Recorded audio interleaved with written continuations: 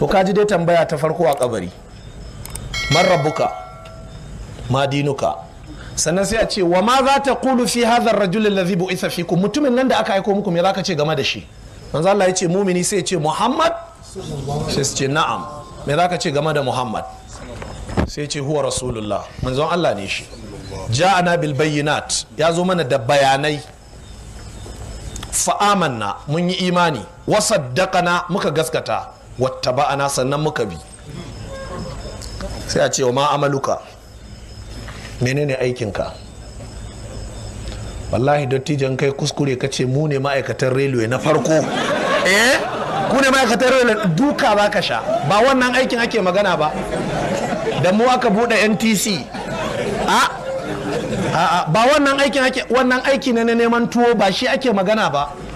wa ma amaluka, menene aikinka? manzo Allah ya ce mumini sai ya ce qara'atul qur'ana, na karanta alqur'ani, fa amantu bihi, na yadda, wa saddaqtu, na gaskata, wattaba'tuhu, sannan na bi shi.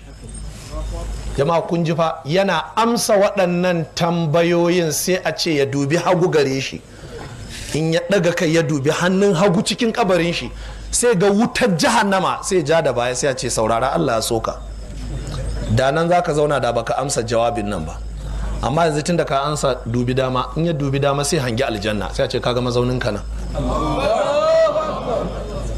sai ce ku bari in koma gida in gaya wa dangi na, dangi da ya mutu ya baro, sai ce ku bari in koma gida in gaya musu na samu aljanna, sai su ce nam salihan, kai bacci irin na mutanen kirki. sai manzo Allah ya ce fayanamu naumatal arus, sai bacci irin baccin ango. nan kai dade ango, kaji har misali ake da kai a kabari. ango ko amarya yaya suke bacci ne jama'a? ka duba gadon ango tukuna, lumus da turare da komai, to haka zai zauna a kabarin nan cikin kwanciyar hankali. ya Allah ka ba mu wannan. manzo Allah ya ce amma kafiri ko munafiki ko fasiki in aka tambaye shi man rabbuka, waye ubangijinka, sai ya ce la adri, wai ban sani ba su dake shi daidai wani kwana da ke nan, haka annabi ya ce bayan kunnen shi kafin ƙeye shi za su buga mai gudumar karfe, sai wargaje ya zama ƙasa, sai su sake haɗa shi, su tambaye shi me addininka, haka zai ihu, me kaza, duk bai sani ba. hayaniya ya cika rayuwar shi da ita, bai bi Allah ba, bai bi Qur'ani ba, bai bi musulunci ba. jama'a waɗannan su ne fundamentals na biyayya a musulunci: Allah, manzon Allah, Al-Qur'ani. kaji aikinka. duk abin da za ka yi, aikin gwamnati kake, ɗan kasuwa ne kai, menene kai, idan ka tashi waɗannan ayyuka ka ɗauka kana yi ne don su taimake ka kai aikin da aka turo ka. me aikin da aka turo ka shine innal ladhina yatluna kitaballahi wa aqamus salata wa anfaqu mimma razaqnahum sirran wa alaniyatan yarjuna tijaratan lan tabura. waɗanda suke karanta littafin Allah, suke tsaye da sallah, suke ciyar da abin da muka azurta su a sarari da a ɓoye, Allah ya ce waɗannan sun shiga kasuwancin da jalin shi baya karyewa.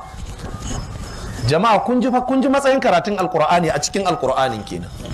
waɗanda duk suke karanta alkur'ani, suke sallah, suke kyauta, suke alheri, suke zakka, suke sadaka, waɗannan su ne suka kama. kaji aikin da Allah ya turo ka. ashe duk wani aiki da kake yi ya zama yana taimakon ka ne wajen iya karatun Qur'ani.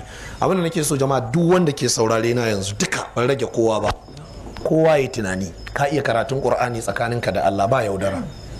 ban ce ka amsa mun ba, ka je ka tambayi kanka yau da daddare kafin ka kwanta, ka iya karatun Qur'ani? ni dai na san dukkanmu da ke nan gaba daya iyayenmu sun fita amanan mu, shine kowa an saka shi a makaranta. duk wanda kaga ya fita tawaye yayi. da ka girma ka dan fara samun naira 60 sai ka canza hanya, ka daina zuwa makarantar allo, ka daina zuwa makarantar islamiyya. ana nan shikenan, in ka ga malantin kana so sakiya sai ka dake, kama daina magana da shi. ba haka bane? dan Allah jama'a, anan wane ne aka ci ragon saukar shi ya sauke Qur'ani? mutum nawa? kowa gudu yayi. haka ne? haka ne. To kaji kuma aikin da aka turo ka kenan, ita kasuwar da aikin gwamnatin da bokon da ka gudu ka tare musu, su kana yin su ne don su taimake ka game da ƙur'ani, amma kuma sai ka bar ƙur'anin sai ka koma ka tare musu. Dan Allah kowa ya tsaya ya tunani kafin ranar da za ka yi tunani a ce an lahu zikira, kai co ina za ka yi tunani kuma? Kwanan ka nawa baka karanta alƙur'ani ba, shekara ka nawa baka je makarantar ƙur'ani ba. Da dukkan magariba an te za ga masallatai ana karantar da mutane alkur'ani, yanzu mutane duk sun watsar, kansu ya waye, sun zama 'yan bariki. Wallahi kowa zai gada kuskuren shi. An kaurace wa alkur'ani. Wa qala ar-rasulu inna qaumi ittakhadhu hadha alqur'ana mahjura. Idan kuna son bid'a ta rasa idda za ta shige ku, ku dawo da karatun alkur'ani ku gani. Wasu sun je sun kama zikirorin tijjaniya, wasu sun kama zagin annabi, wasu sun kama zagin sahabbai, wasu sun koma suna kallon fima-fimai, wasu sun koma suna karanta littafan soyayya, wasu sun koma kasuwanci. Ƙur'ani gaba ɗaya an aje shi. Tsakanin musulmi da alƙur'ani a yau galibi sai in matsala ta rikice a ce alaramma a sauke mana alƙur'ani a roƙi Allah. Ya kuwa an sauke ba zai maka amfani ba tunda baka yarda da shi ba. Alamar yarda da alƙur'ani ita ce ka karanta shi, kai baka karanta shi. Yau ma kai wai waye ce maka sai an sauke ƙur'ani ne wai za a addu'a? Kuma waye gaya maka cewa ana ba da kwangilar sauke alƙur'ani a jiya addu'a? Waye gaya maka? Wannan kasuwanci ne. In dai kai musulmi ne je kaka karanta alƙur'ani, baka iya ba amma ka iya karatun jaridar Concord, za ku haɗu da Allah, za ka gane kuskurenka. Ka iya karatun littafan Hausa, ka iya na Turanci, ka iya kaza, amma ƙur'ani ne kaɗai baka iya ba. Kuma babanka makarantar ƙur'ani ya fara saka ka, sai kai tawaye, sai ka koma makarantar jaridar Concord, har ka iya nan ka ƙware. Ka iya syntax da semantics, ka iya phonetics da phonology, ka iya grammar, ka iya komai. Amma ƙur'ani fa sai ka ce baka iya karantawa ba. Har ma in ya zama larurar wata addu'a ƙur'ani wai sai dai a rubuta maka da boko dan ka lalace. Haramun ne a rubuta alƙur'ani da transliteration, ku sanin wannan yan boko.